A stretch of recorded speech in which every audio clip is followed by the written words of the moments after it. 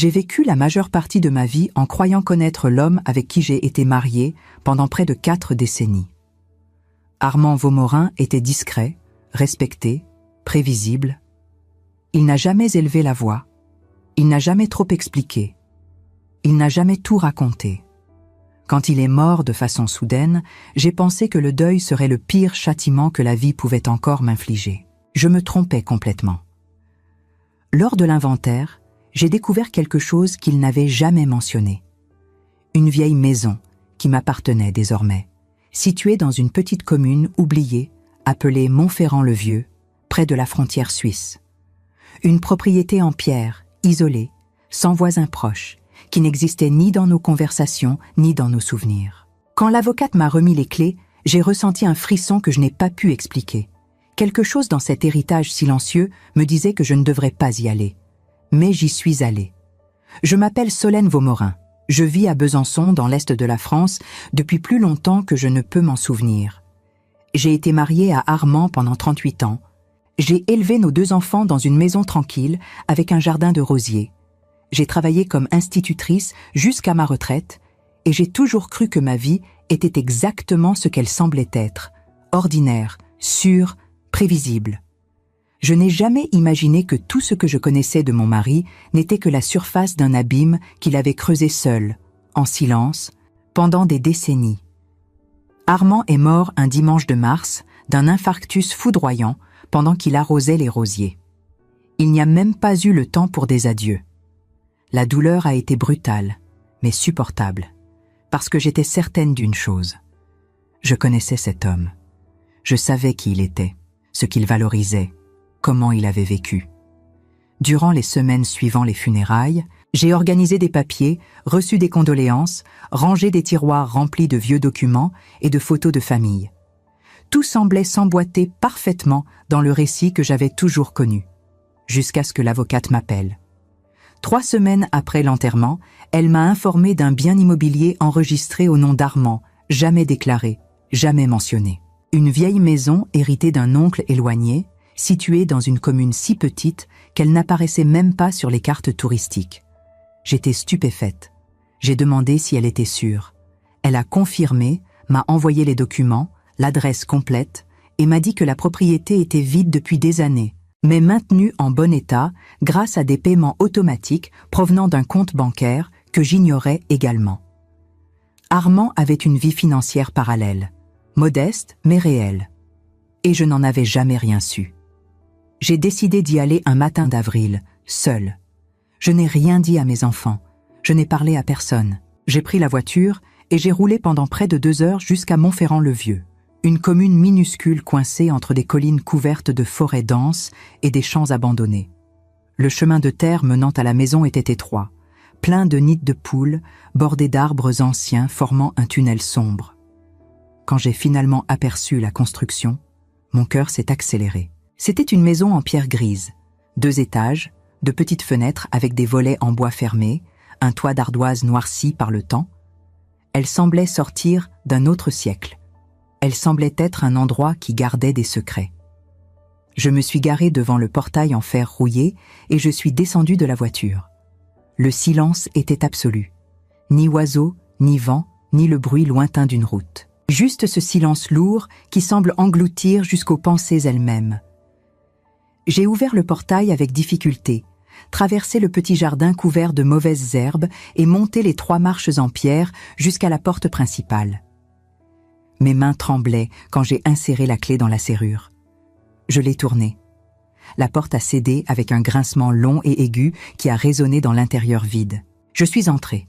L'odeur de moisi et de vieux bois m'a frappée immédiatement. La lumière qui entrait par les fentes des volets était faible, mais suffisante pour révéler un hall d'entrée étroit, un sol en planches usées, des murs de pierre nus. Tout semblait intact, comme si le temps s'était arrêté à l'intérieur depuis des décennies.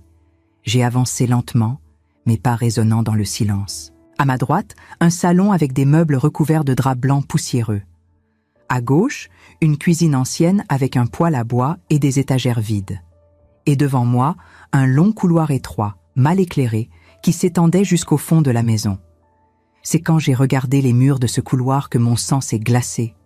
Des photographies, des dizaines, puis des centaines, couvrant complètement les 2 murs, du sol au plafond, dans une exposition obsessionnelle et méticuleuse. C'étaient de vieilles photos, certaines en noir et blanc, d'autres décolorées par le temps, encadrées simplement ou juste fixées avec des punaises rouillées, des visages de femmes, d'enfants, de jeunes hommes, de personnes âgées, des gens que je n'avais jamais vus de ma vie. Et sur chaque photographie, au dos ou dans la marge, il y avait des annotations faites à la main, avec l'écriture reconnaissable d'Armand. Des dates, des noms, des villes barrées au stylo bleu. Dole, Colmar, Annecy, Dijon, Mulhouse, Besançon. J'ai marché dans le couloir comme si j'étais en transe. Mes yeux parcouraient ces visages, essayant de comprendre ce qu'ils signifiaient, pourquoi ils étaient là, ce que mon mari avait à voir avec ces personnes. Certaines photographies montraient des enfants souriants, d'autres des femmes sérieuses regardant directement l'objectif, d'autres des hommes en uniforme militaire ou en vêtements de travail. Il n'y avait pas de schéma clair, sauf un détail que j'ai commencé à remarquer au fur et à mesure que j'avançais. Beaucoup de ces photos portaient de petites étiquettes collées en dessous, avec des mots écrits en vieux français. Disparu, 1978. Non localisé, 1982. Présumé mort, 1985. Mon estomac s'est retourné. Ces personnes avaient quelque chose en commun. Toutes avaient officiellement disparu entre les années 1970 et 1990. Certaines étaient considérées comme fugitives, d'autres comme mortes. Certaines simplement jamais revues. Et mon mari avait conservé des registres de toutes, dans cette maison cachée, pendant des décennies, sans jamais dire un mot. J'ai continué à marcher, incapable de m'arrêter, hypnotisé par cette archive macabre.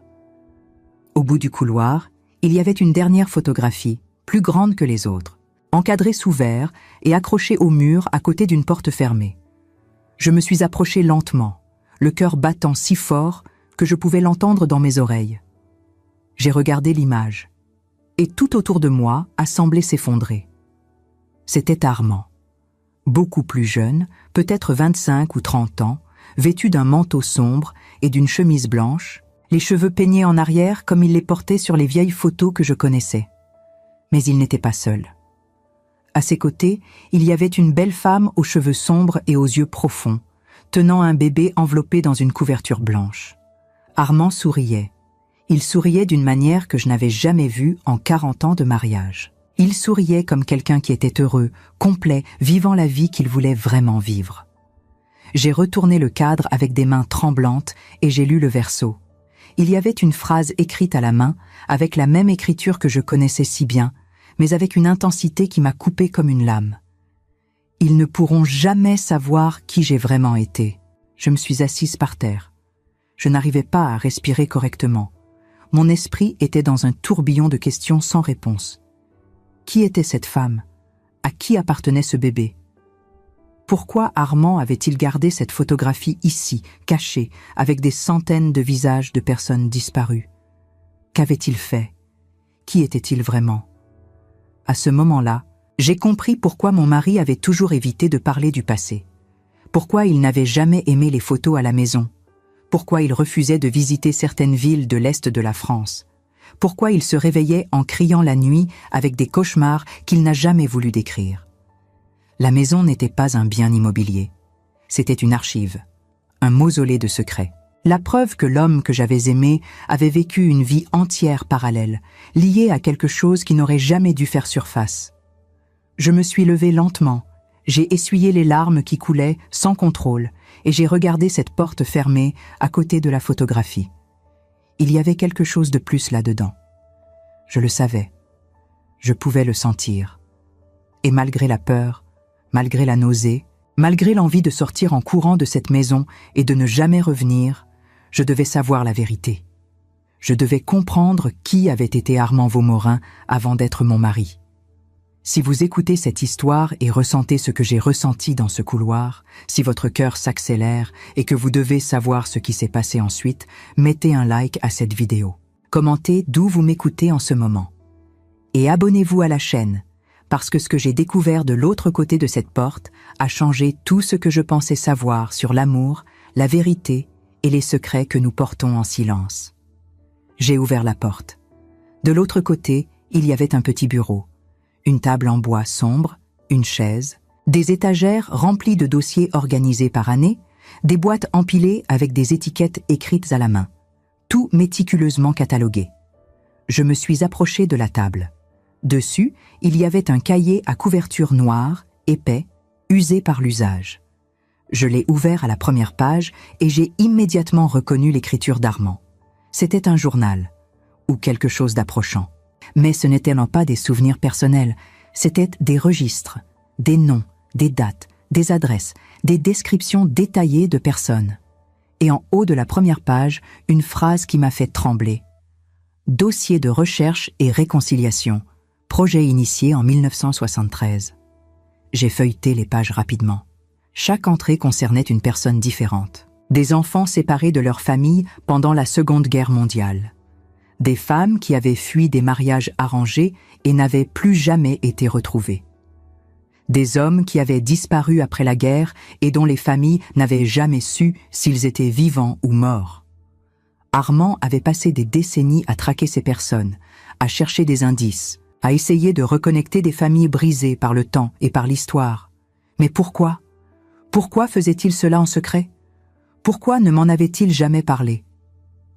J'ai continué à lire, et puis, dans une entrée datée de 1975, j'ai trouvé la réponse.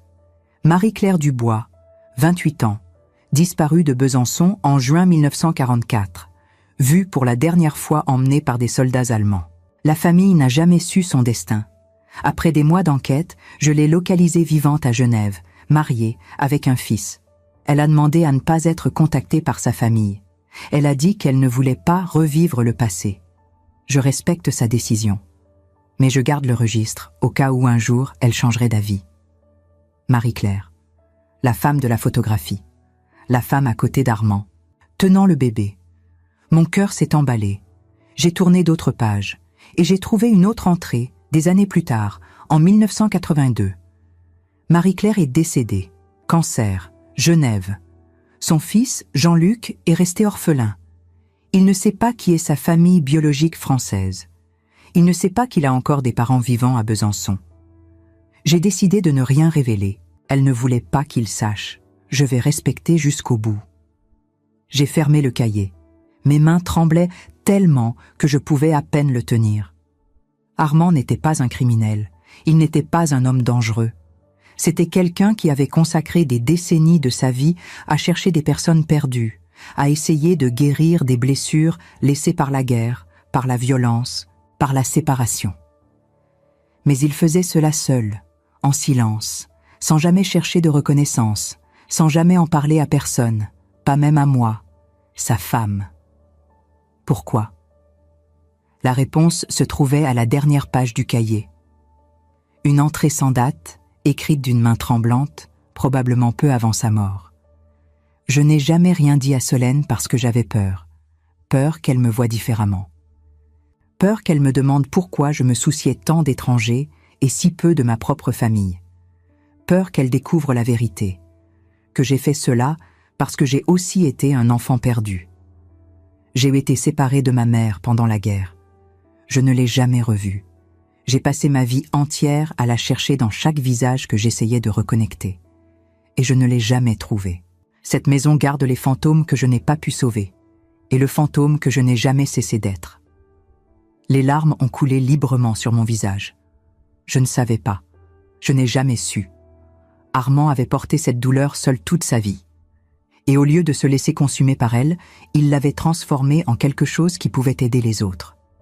Mais en faisant cela, il s'était éloigné de moi, de nos enfants, de la vie qu'il aurait pu vivre avec nous. Je suis sortie de cette maison ce jour-là sans savoir quoi faire. Je suis rentrée à Besançon en silence, conduisant sur les routes étroites pendant que le soleil se couchait derrière les montagnes. Je n'ai rien dit à mes enfants. Je n'ai parlé à personne. J'ai gardé ce secret comme Armand en avait gardé tant d'autres. Mais quelque chose en moi a changé. J'ai commencé à voir mon mari d'une autre manière. Pas comme l'homme silencieux et distant que j'avais connu, mais comme quelqu'un qui avait porté un poids invisible toute sa vie, et qui, malgré tout, avait choisi de faire le bien, même si personne ne le savait. Je suis retournée à Montferrand-le-Vieux 3 jours plus tard. Je ne pouvais pas rester loin. Cette maison, ce couloir, ces visages sur les murs, tout cela m'appelait comme une énigme que je devais résoudre. Armand avait passé des décennies à chercher des réponses pour des étrangers. Je devais au moins comprendre pourquoi il l'avait fait, pourquoi il m'avait caché cette partie si essentielle de lui-même. La nuit précédant mon retour, je n'ai pratiquement pas dormi. Je me tournais et me retournais dans le lit que nous avions partagé pendant près de 40 ans, me demandant combien de nuits Armand avait passé éveillé à côté de moi, portant ce poids en silence. Cette fois, j'ai apporté une lampe torche, un carnet, un appareil photo et des provisions pour toute la journée. Je savais que ce ne serait pas une visite rapide.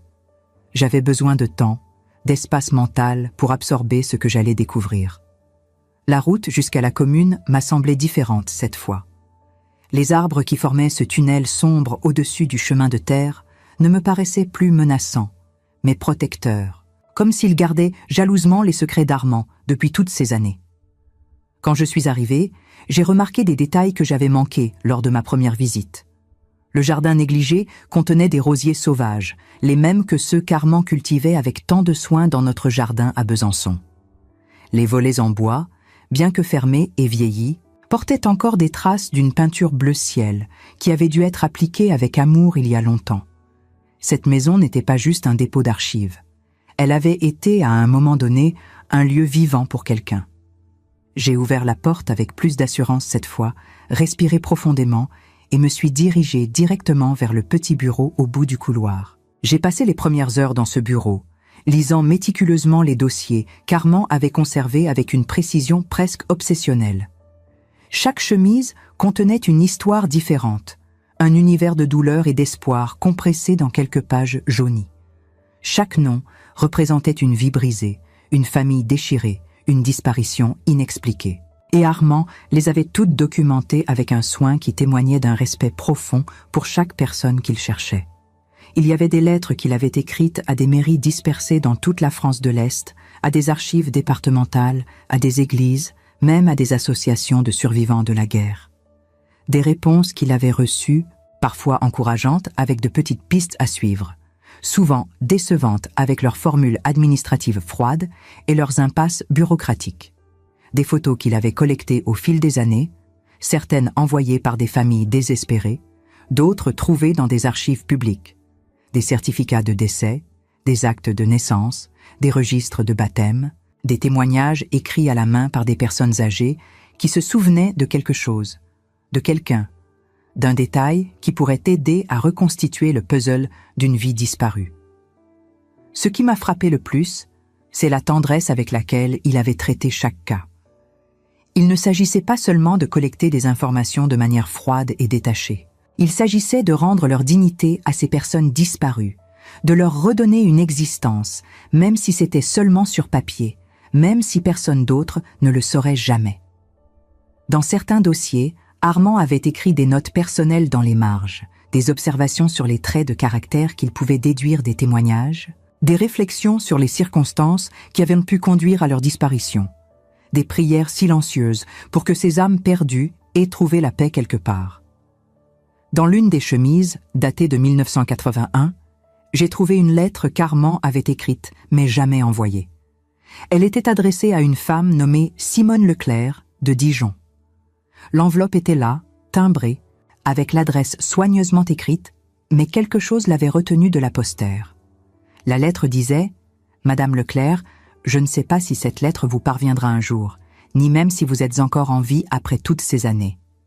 Mais je voulais que vous sachiez que votre sœur, Hélène, n'a jamais cessé de penser à vous. Elle parlait de vous jusqu'à son dernier souffle. Elle est décédée en 1979. Mais avant de mourir, dans ses derniers moments de lucidité, elle m'a demandé de vous retrouver. Elle voulait que vous sachiez qu'elle vous avait pardonné pour ce qui s'était passé entre vous, qu'elle vous aimait malgré tout, qu'elle comprenait pourquoi vous étiez parti et qu'elle ne vous en voulait pas. Je n'ai jamais réussi à vous localiser malgré des mois de recherches intensives, mais je garde cette lettre ici, précieusement, au cas où un jour quelqu'un la trouve et vous la transmette. au cas où le destin décide que ces mots doivent vous parvenir. Hélène méritait que vous le sachiez. Vous méritiez de savoir qu'elle vous a aimé jusqu'à la fin. J'ai pleuré en lisant ces mots, mes larmes tachant le papier jauni. Mon mari, cet homme que j'avais cru froid et distant pendant tant d'années, avait un cœur immense, capable d'une compassion que je n'avais jamais vraiment comprise. Il portait les douleurs des autres comme si c'étaient les siennes. Il s'investissait émotionnellement dans chaque cas, dans chaque histoire, dans chaque vie brisée qu'il essayait de réparer. Et peut-être que c'était le cas. Peut-être que chaque personne qu'il cherchait représentait la mère qu'il n'avait jamais retrouvée, le lien familial qu'il n'avait jamais pu restaurer. En fouillant plus profondément dans les archives, méthodiquement, dossier après dossier, j'ai découvert un carton étiqueté « Personnel, ne pas ouvrir ». Mon cœur s'est serré. Cette étiquette, écrite de la main d'Armand, était un avertissement clair. Mais j'étais déjà trop engagé dans cette quête de vérité pour reculer maintenant. J'ai hésité pendant plusieurs minutes avant de l'ouvrir, ma main posée sur le couvercle poussiéreux, me demandant si certains secrets ne devaient pas rester enterrés. Mais je devais savoir. J'avais besoin de comprendre l'homme que j'avais aimé dans sa totalité, avec toutes ses blessures et tous ses secrets. À l'intérieur, il y avait des documents concernant Armand lui-même, des fragments de son passé qu'il n'avait jamais partagés avec moi. Son acte de naissance, daté du 12 mars 1938, à Belfort, une ville industrielle de l'Est de la France. Un certificat d'abandon, signé le 18 juillet 1943, lorsqu'il avait tout juste 5 ans, un document administratif froid qui résumait en quelques lignes la destruction d'une enfance. Des registres d'orphelinat provenant de 3 institutions différentes où il avait été placé entre 1943 et 1952. Des lettres qu'il avait écrites à différentes institutions après la guerre, dès l'âge de 14 ans, cherchant inlassablement des informations sur sa mère, Marguerite Vaumorin, ouvrière textile, disparue en juillet 1943 dans des circonstances mystérieuses. Il n'y avait aucune réponse satisfaisante dans ces dossiers. Juste des confirmations bureaucratiques qu'elle avait été vue pour la dernière fois le 15 juillet 1943 à la sortie de l'usine textile où elle travaillait, puis plus rien. Aucune trace officielle. Aucun corps retrouvé. Aucune explication. Comme si elle s'était tout simplement évaporée de la surface de la Terre. Les autorités de l'époque avaient classé l'affaire, supposant qu'elle avait peut-être fui, peut-être été victime des rafles, peut-être tout simplement abandonné son fils pour recommencer une vie ailleurs. Mais rien n'avait jamais été prouvé. Armand avait continué à chercher pendant des années. Les lettres qu'il avait écrites dans sa jeunesse, conservées dans ce carton, montraient une évolution déchirante. Au début, à 14 ans, ces lettres étaient pleines d'espoir, presque naïves dans leur conviction qu'il suffirait de poser les bonnes questions aux bonnes personnes pour retrouver sa mère. À 16 ans, le ton changeait, devenant plus désespéré, plus insistant. À 18 ans, il y avait une résignation douloureuse dans ses mots, mais toujours cette détermination farouche de ne pas abandonner complètement. Et puis, vers la vingtaine, les lettres devenaient plus espacées, plus techniques, moins émotionnelles, comme s'il avait appris à protéger son cœur en transformant sa quête personnelle en une méthodologie presque scientifique. Armand avait passé sa vie entière à chercher sa mère à travers les autres. Chaque personne disparue qu'il aidait à retrouver était une manière de continuer à chercher Marguerite, de garder vivante la possibilité qu'elle aussi puisse être retrouvée un jour, quelque part. Mais ce qui m'a le plus bouleversée, ce qui a fait s'effondrer le dernier mur de compréhension entre l'homme que je croyais connaître et celui qu'il avait vraiment été, c'est ce que j'ai trouvé tout au fond du carton. Une petite enveloppe jaunie par le temps, cachetée avec de la cire rouge qui s'était fissurée avec les années, avec mon nom écrit dessus en lettres tremblantes, presque illisibles tant la main qui les avait tracées était instable. Pour Solène, si un jour elle trouve cet endroit. J'ai tenu cette enveloppe dans mes mains pendant plusieurs minutes, incapable de l'ouvrir immédiatement. Je savais que ce qu'elle contenait allait changer quelque chose en moi, allait transformer définitivement ma compréhension d'Armand et de notre mariage. J'ai fermé les yeux, respiré profondément et finalement rompu le seau de cire.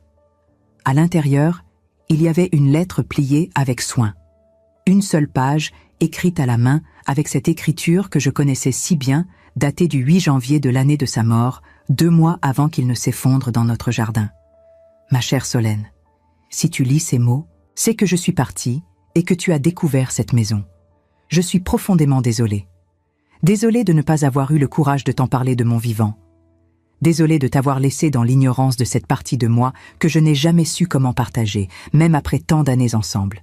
Cette maison est mon secret le plus profond, mon refuge mental, mon pénitence personnelle. Chaque visage sur ces murs représente une personne que j'ai essayé de sauver, de retrouver, de reconnecter avec ceux qui l'aimaient et qui la cherchaient. Certains, j'ai réussi, et ces moments de retrouvailles ont été les plus beaux de ma vie. D'autres, j'ai échoué, et chaque échec a pesé sur mon cœur comme une pierre supplémentaire. Mais j'ai essayé. J'ai essayé de toutes mes forces parce que je ne voulais pas que d'autres enfants grandissent comme moi, sans savoir d'où ils venaient, sans savoir si quelqu'un les cherchait, sans savoir s'ils avaient été aimés avant d'être perdus. Je ne t'ai jamais dit que j'avais été abandonnée, ou plutôt que j'avais été laissée seule quand ma mère a disparu. Je ne t'ai jamais dit que ma mère avait disparu pendant la guerre et que je ne l'ai jamais revue, que j'ai passé le reste de mon enfance à attendre qu'elle revienne me chercher. Je ne t'ai jamais dit que j'ai passé mon enfance dans des orphelinats glaciales, passant d'une famille d'accueil à une autre, sans jamais vraiment appartenir à personne, sans jamais me sentir chez moi nulle part. Je ne t'ai jamais dit parce que j'avais honte, une honte profonde et irrationnelle. Honte de ne pas avoir été assez important pour qu'elle revienne. Honte de ne pas l'avoir retrouvée malgré toutes mes recherches qui ont duré des décennies. Honte d'être celui qui avait été laissé derrière. Mais avec toi, Solène, j'ai enfin trouvé un foyer. Pour la première fois de ma vie, j'ai eu l'impression d'appartenir quelque part. Tu m'as donné une famille que je n'aurais jamais cru possible. Tu m'as donné une raison de croire que je pouvais être quelqu'un de bien, quelqu'un de stable, quelqu'un qui méritait d'être aimé malgré toutes ses brisures intérieures. Et je t'ai aimé, plus que tu ne pourras jamais le savoir, plus que je n'ai jamais su l'exprimer. Mais je n'ai jamais su comment te laisser entrer complètement dans ma vie. Comment partager cette douleur sans avoir peur que tu me vois différemment, que tu me trouves moins fort, moins digne de ton amour. Une partie de moi est restée dans ce couloir, avec ses fantômes, cherchant toujours, cherchant ma mère dans chaque visage, cherchant des réponses dans chaque histoire, cherchant la paix dans chaque reconnexion familiale que j'ai pu faciliter. Je te demande pardon du fond de mon cœur. Pardon de ne pas avoir été le mari que tu méritais. Pardon de t'avoir laissé seule émotionnellement si souvent, même quand j'étais physiquement à tes côtés. Pardon de ne pas t'avoir fait confiance avec ma douleur, avec mes peurs, avec la totalité de qui j'étais vraiment. Si tu veux, tu peux détruire tout cela, brûler les dossiers, fermer cette maison définitivement, oublier que cet endroit a jamais existé. Personne ne te jugera. Ou tu peux continuer ce que j'ai commencé.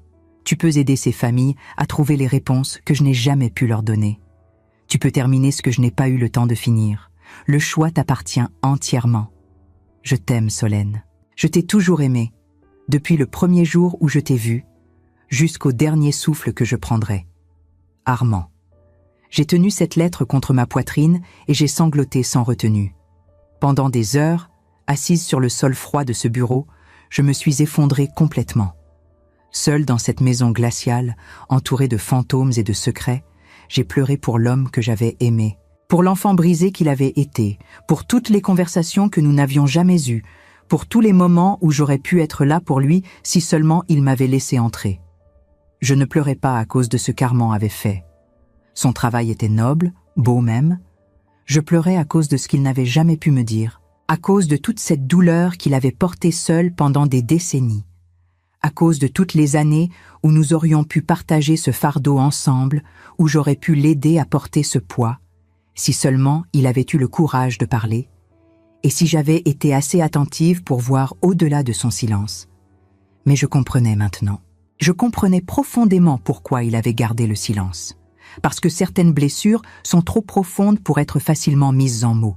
Parce que parfois, on a peur que dire la vérité change irrévocablement la façon dont les gens nous voient. Parce que parfois, on préfère porter le poids seul plutôt que de risquer de le partager et d'être rejeté, jugé ou pire, plaint. Quand je suis rentré à Besançon ce soir-là, conduisant dans l'obscurité avec les phares de ma voiture perçant à peine le brouillard qui s'était levé, j'ai pris une décision. Ce n'était pas une décision impulsive, mais quelque chose qui avait mûri dans mon cœur pendant toutes ces heures passées dans cette maison. Je n'allais pas détruire ce qu'Armand avait construit. Je n'allais pas fermer cette maison et faire comme si rien de tout cela n'avait existé. Je n'allais pas laisser son travail inachevé, son héritage de compassion s'effacer dans l'oubli. J'allais continuer son œuvre. J'allais terminer ce qu'il avait commencé.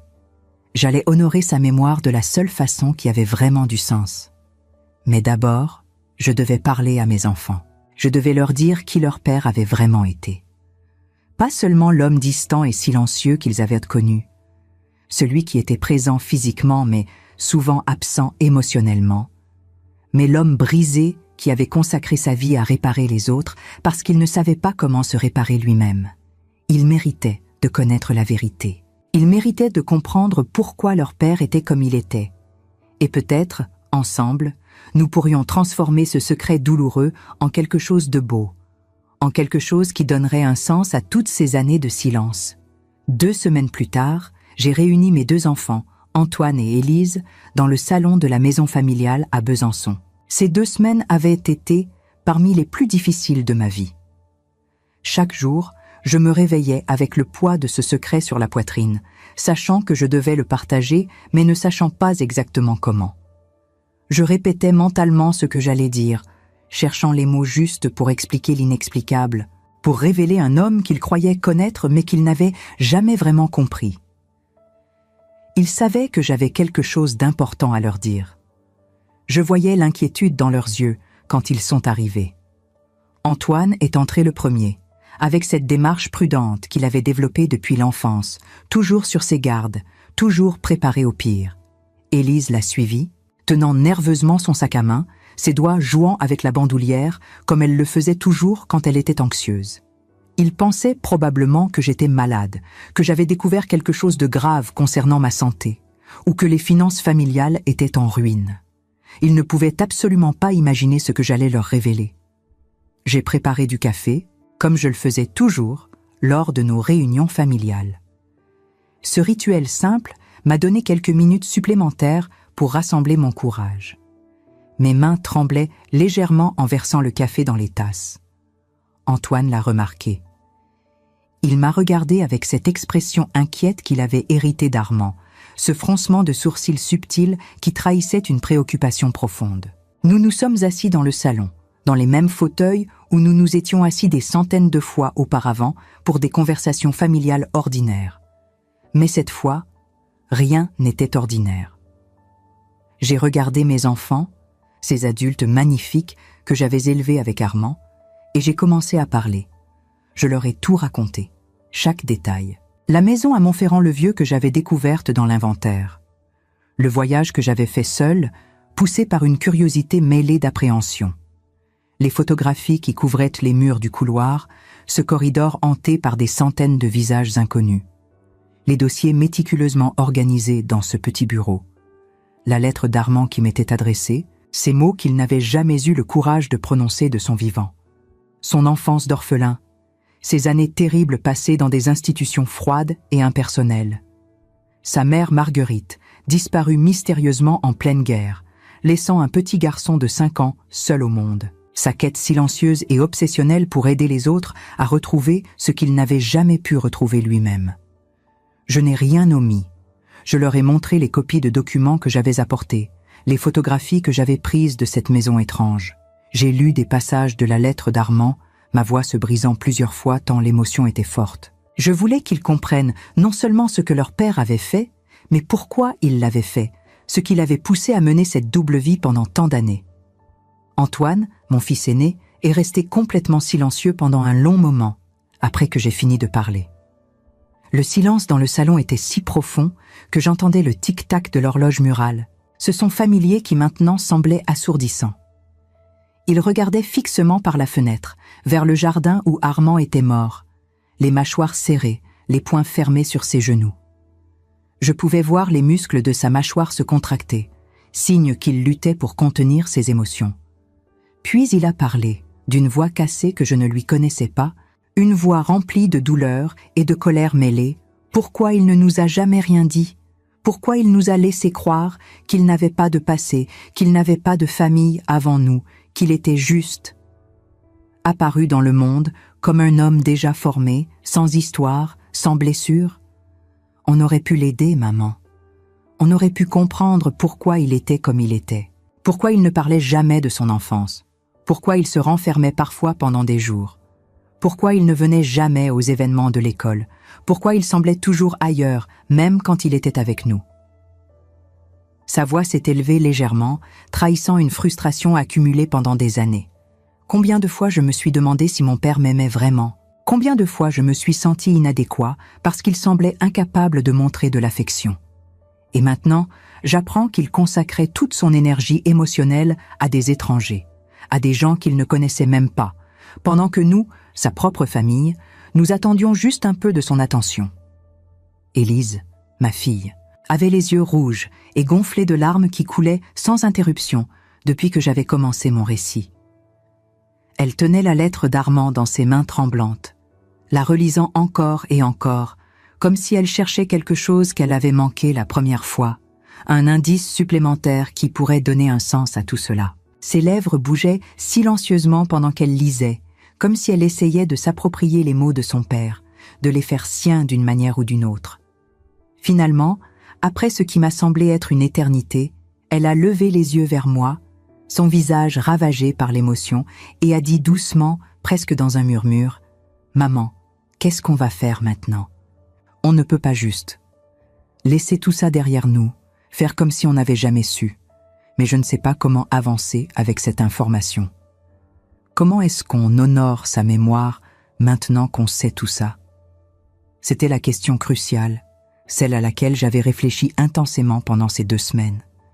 J'avais passé des nuits blanches à peser les options, à imaginer différents scénarios, à me demander quelle serait la meilleure façon de transformer ce secret douloureux en quelque chose de constructif. Et j'avais ma réponse, une conviction qui s'était solidifiée dans mon cœur au fil des jours. On va continuer son travail, ai-je dit avec une détermination ferme que je n'avais pas ressentie depuis longtemps. On va terminer ce qu'il a commencé. On va aider ces familles à trouver les réponses qu'elles cherchent depuis des décennies. C'est ce que votre père aurait voulu. C'est la meilleure façon, la seule vraie façon de l'honorer, de donner un sens à tout ce silence, à toutes ces années de secret.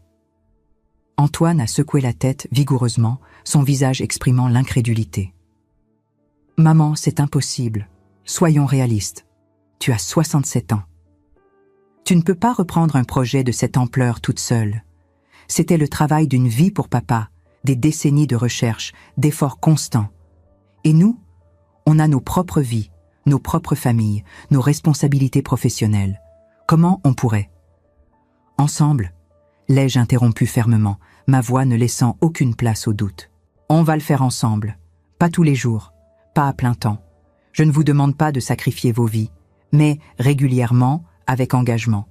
On va prendre un dossier à la fois, on va faire des recherches méthodiques, on va contacter les familles avec respect et sensibilité, on va essayer de reconnecter les gens. Votre père a fait ça seul pendant des décennies, dans l'ombre, sans soutien, sans reconnaissance. Nous, on va le faire en famille. Comme on aurait dû le faire depuis le début.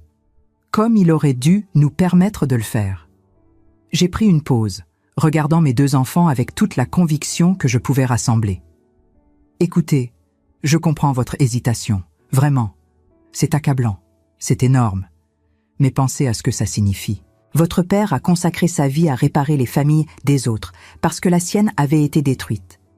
Maintenant, nous avons l'opportunité de transformer son héritage de douleur en quelque chose de beau. De prendre ce secret qui nous a séparés de lui et de le transformer en quelque chose qui nous rapproche les uns des autres. Élise a souri faiblement à travers ses larmes, ce sourire fragile qui apparaît quand l'espoir commence à percer à travers le chagrin. « D'accord, maman. Je suis avec toi. Papa nous a laissé ce cadeau étrange et douloureux. Le moins qu'on puisse faire, c'est de ne pas le gaspiller. » Antoine a hésité beaucoup plus longtemps. Je pouvais voir le conflit dans ses yeux, la lutte entre sa colère justifiée envers son père et son désir d'honorer sa mémoire. Il s'est levé, a marché jusqu'à la fenêtre, regardant le jardin où les rosiers d'Armand continuaient à fleurir malgré tout. Puis il a hoché la tête lentement, presque imperceptiblement au début, puis avec plus de conviction. « Moi aussi », a-t-il finalement dit, sa voix encore teintée d'émotion, mais aussi d'une résolution nouvelle. « Mais je le fais autant pour nous que pour lui, pour comprendre, pour guérir, pour peut-être enfin connaître l'homme qui était mon père. » Nous avons commencé le mois suivant. Tous les samedis matins, nous nous retrouvions à Montferrand-le-Vieux. C'est devenu notre rituel familial, notre nouvelle tradition. Antoine apportait son ordinateur portable et utilisait ses compétences impressionnantes en recherche généalogique qu'il avait développées comme hobby. Élise, qui travaillait dans l'administration régionale, utilisait ses contacts professionnels pour accéder à des archives publiques normalement difficiles à consulter. Et moi, je lisais minutieusement les dossiers d'Armand, je suivais ses pistes avec soin, je continuais ses enquêtes exactement là où il les avait laissées, essayant de penser comme lui, de voir ce qu'il avait vu.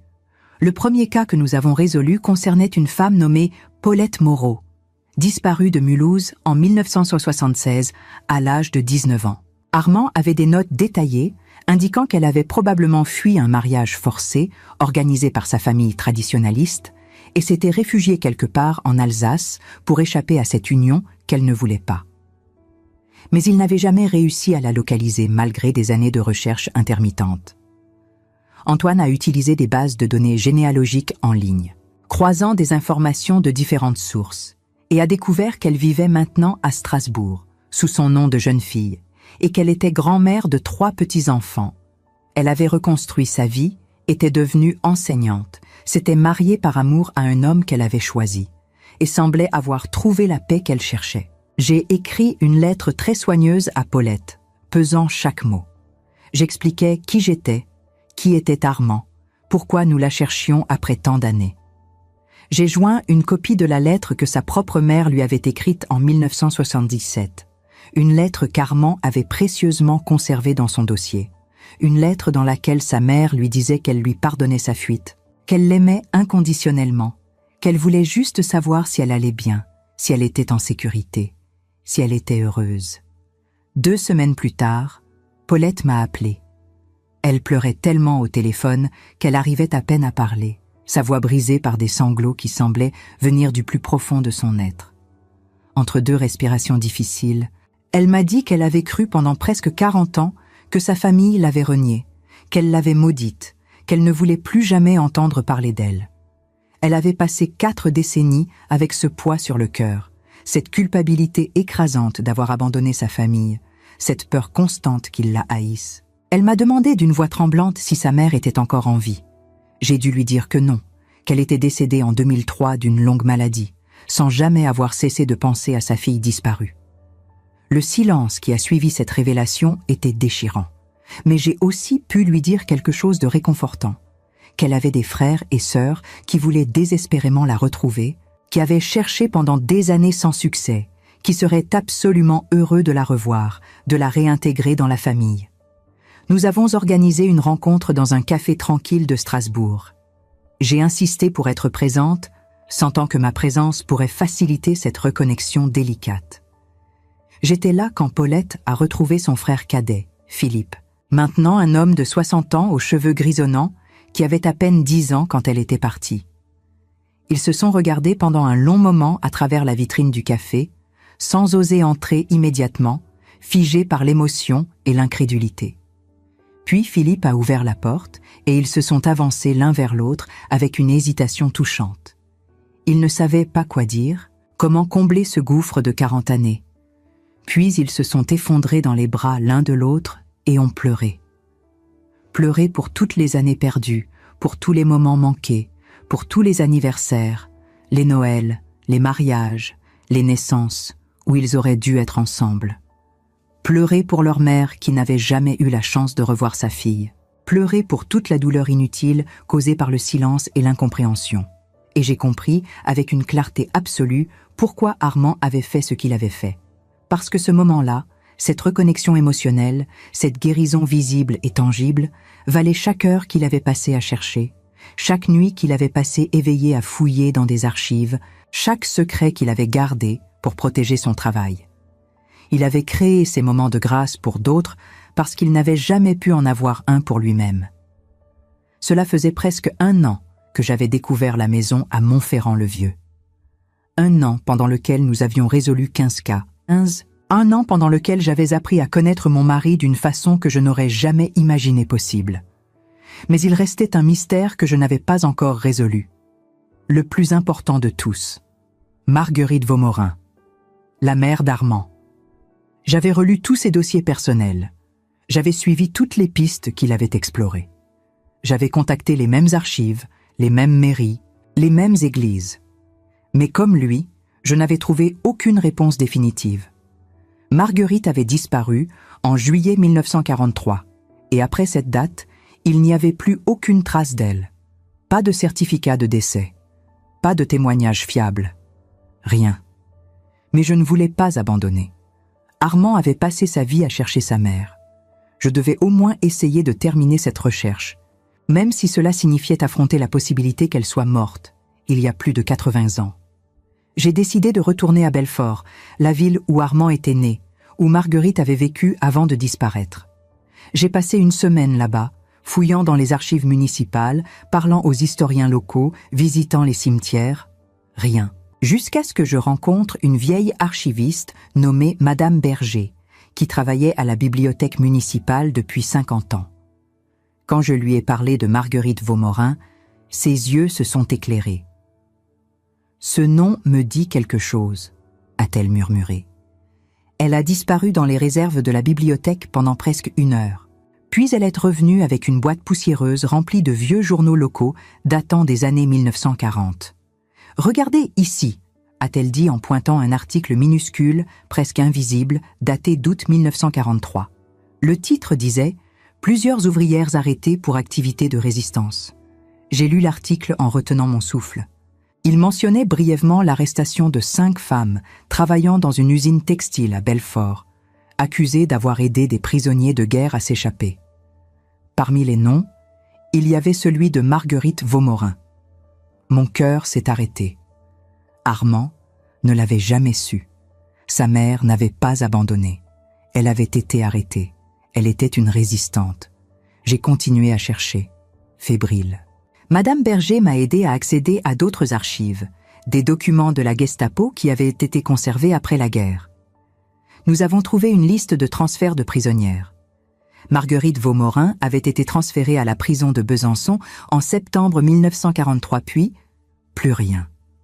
Aucune trace après cette date. Mais Madame Berger n'a pas abandonné. Elle m'a suggéré de contacter le mémorial de la Résistance à Lyon, qui conservait des registres plus détaillés.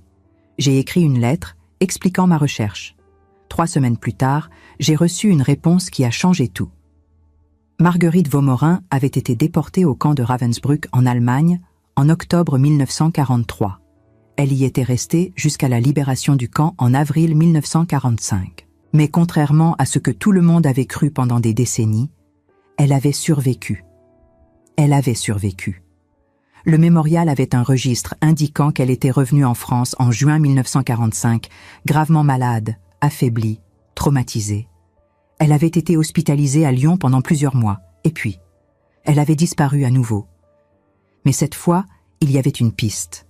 Un certificat de changement de nom, daté de 1946. Marguerite Vaumorin était devenue Marguerite Bellard. Pourquoi avait-elle changé de nom?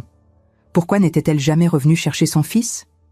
J'ai passé les semaines suivantes à chercher Marguerite Bellard. Et finalement, avec l'aide d'Antoine et de ses recherches en ligne, nous avons trouvé quelque chose d'extraordinaire. Marguerite Bellard avait vécu à Annecy de 1947 jusqu'à sa mort en 1998. Elle avait travaillé comme infirmière dans un hôpital local. Elle n'avait jamais eu d'autres enfants. Elle n'avait jamais parlé de son passé à personne. Mais le plus bouleversant, c'est ce que nous avons découvert dans les archives de l'hôpital où elle avait travaillé. Marguerite avait laissé une lettre à l'administration, à ouvrir seulement après sa mort. Dans cette lettre, elle expliquait qu'elle n'était jamais revenue chercher son fils Armand parce qu'elle avait été informée, à son retour des camps, qu'il avait été adopté par une famille aisée et qu'il menait une vie heureuse.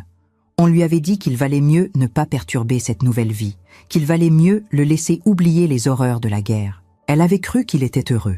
Elle avait cru qu'elle ferait plus de mal que de bien en réapparaissant dans sa vie. Alors, elle avait changé de nom. Elle avait recommencé sa vie ailleurs et elle avait porté ce chagrin en silence jusqu'à sa mort.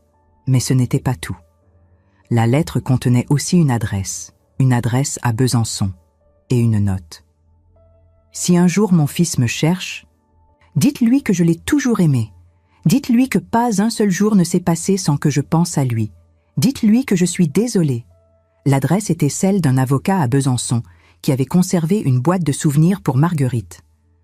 Des photos d'Armand enfant qu'elle avait réussi à obtenir avant de partir pour Annecy.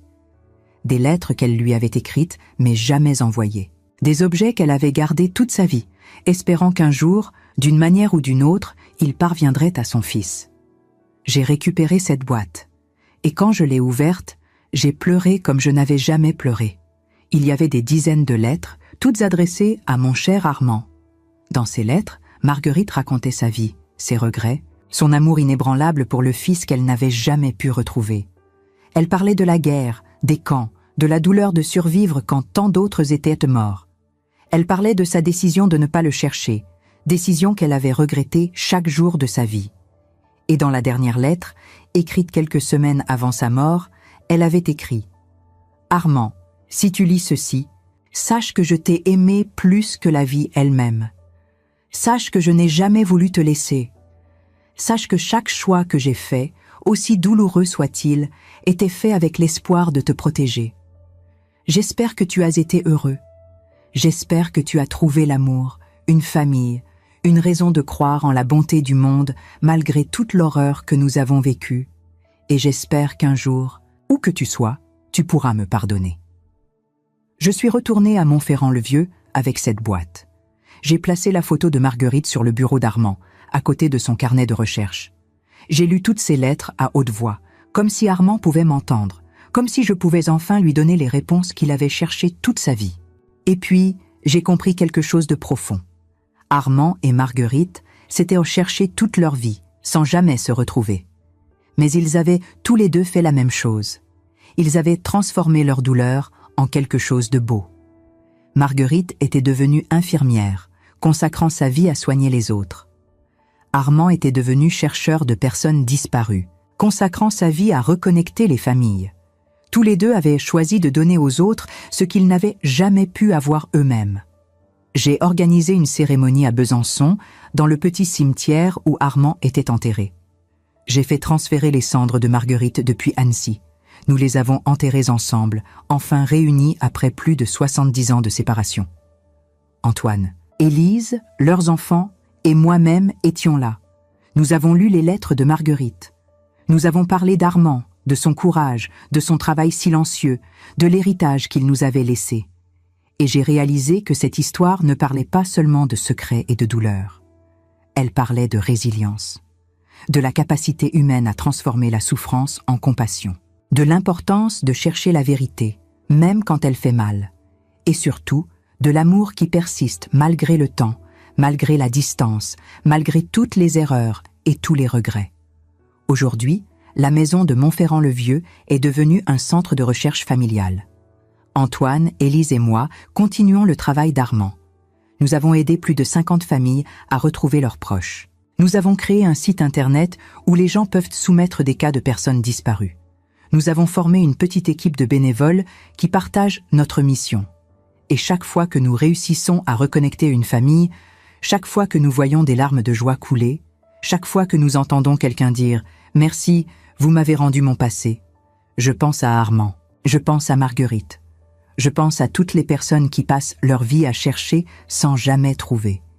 Et je me dis que peut-être, juste peut-être, l'important n'est pas toujours de trouver ce qu'on cherche. L'important, c'est de continuer à chercher, de continuer à croire, de continuer à aimer, malgré tout. Parce qu'au final, c'est ce qui nous rend humains. C'est ce qui donne un sens à nos vies. C'est ce qui fait que même les secrets les plus douloureux peuvent devenir, avec le temps, des ponts vers la compréhension, vers le pardon, vers la paix. Mon nom est Solène Vaumorin. J'ai 68 ans maintenant, et je passe mes journées dans une maison de pierre à Montferrand-le-Vieux, entourée de fantômes qui ne sont plus effrayants, mais qui sont devenus mes compagnons dans cette quête de vérité et de réconciliation. Armand m'a laissé bien plus qu'une maison. Il m'a laissé une mission, une raison de continuer, une façon de transformer notre douleur commune en quelque chose qui compte vraiment. Et chaque soir, quand je ferme la porte de cette maison et que je rentre à Besançon, je regarde le ciel et je murmure « Merci Armand, pour tout ce que tu as fait, pour tout ce que tu m'as appris, pour m'avoir montré que même dans le silence, l'amour peut parler. Et vous, qu'auriez-vous fait à ma place en découvrant ce couloir rempli de fantômes, ces centaines de visages inconnus qui vous fixaient depuis les murs d'une maison dont vous ignoriez l'existence? Auriez-vous eu le courage d'ouvrir cette porte au bout du corridor, sachant parfaitement que ce qui se trouvait derrière changerait à jamais votre vision de l'être aimé, détruirait peut-être les souvenirs que vous aviez construits ensemble pendant des décennies? Je pense souvent à toutes ces personnes qui, comme moi, ont découvert un jour que la personne qu'elles croyaient connaître par cœur portait en silence un monde entier de douleurs, de secrets enfouis, de blessures jamais cicatrisées, qui continuaient à saigner dans l'ombre de leur vie quotidienne. Peut-être que vous aussi, vous avez vécu ce moment précis où tout ce que vous pensiez savoir avec certitude s'est effondré en un instant, comme un château de cartes balayé par un souffle de vérité trop longtemps retenu. Aujourd'hui, je vous ai raconté l'histoire la plus difficile de ma vie, l'histoire la plus intime que j'ai jamais partagée avec qui que ce soit, non pas pour chercher de la pitié ou de la compassion, mais pour partager une vérité profonde que j'ai mis tellement de temps à comprendre et à accepter. Nos proches portent parfois des fardeaux invisibles dont nous ne saurons jamais rien, à moins de vraiment regarder au-delà du silence, au-delà des apparences, au-delà de ce qu'ils nous montrent chaque jour. Armand m'a appris, bien après sa mort, que l'amour véritable n'est pas seulement ce que l'on dit avec des mots doux ou des promesses, mais aussi et surtout ce que l'on fait dans l'ombre, dans le silence le plus complet, pour des gens qu'on ne rencontrera jamais, pour des familles qu'on ne connaîtra pas, simplement parce qu'on croit profondément que cela compte, que cela a un sens, que cela peut réparer quelque chose de brisé dans ce monde. Je me demande sincèrement si vous auriez pris la même décision que moi. Continuer son œuvre malgré la douleur, honorer sa mémoire en terminant ce qu'il avait commencé, ou tout effacer définitivement, brûler ses dossiers, fermer cette maison pour toujours, pour protéger l'image parfaite de l'homme que vous aimiez et que vous vouliez continuer à aimer sans complication. Il n'y a pas de bonne réponse à cette question. Je le sais maintenant après toutes ces années de réflexion, après toutes ces nuits passées à me demander si j'avais fait le bon choix. Mais j'aimerais tellement, vraiment tellement savoir ce que vous en pensez. Vous qui m'écoutez en ce moment précis, vous qui avez peut-être vécu des trahisons silencieuses semblables, des secrets de famille qui ont émergé des années trop tard, des vérités cachées qui ont tout bouleversé quand elles ont finalement fait surface. Dites-moi sincèrement dans les commentaires, avec vos propres mots, avec votre propre vécu, auriez-vous ouvert cette porte sachant ce qui vous attendait derrière?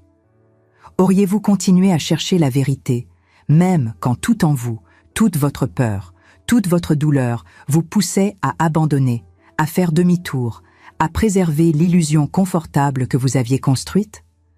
Et surtout, s'il vous plaît, racontez-moi d'où vous m'écoutez aujourd'hui, depuis quelle ville, quel pays, quel coin du monde, car savoir que mes mots voyagent jusqu'à vous, qu'ils résonnent dans votre cœur quelque part dans ce vaste monde, me rappelle exactement pourquoi je continue à raconter cette histoire douloureuse mais nécessaire.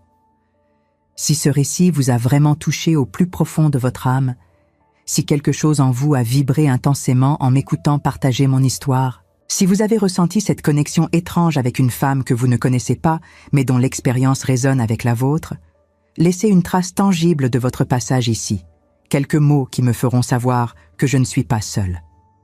Abonnez-vous à cette chaîne, non pas par simple obligation ou par politesse, mais parce que vous croyez sincèrement que certaines histoires méritent absolument d'être entendues, que certaines vérités aussi douloureuses soient-elles méritent d'être partagées, que certaines expériences humaines doivent être transmises pour que d'autres sachent qu'ils ne sont pas seuls dans leur douleur.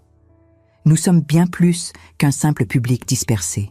Nous sommes une véritable communauté de personnes qui ont vécu pleinement, qui ont aimé profondément, qui ont perdu cruellement, et qui continuent malgré tout, malgré les blessures et les cicatrices, à chercher du sens dans ce chaos magnifique et terrible qu'est la vie humaine. Votre voix compte énormément pour moi, votre expérience unique a une valeur immense, et j'aimerais vraiment, du fond du cœur, vous lire attentivement dans les commentaires, découvrir vos histoires, comprendre vos choix, partager vos réflexions. Merci infiniment d'avoir écouté jusqu'au bout l'histoire d'une femme ordinaire qui a découvert quelque chose d'extraordinaire. Que parfois, les plus grands secrets cachent les plus grands actes d'amour, et que la vérité, même quand elle fait mal, peut nous libérer d'une manière que nous n'aurions jamais imaginée possible.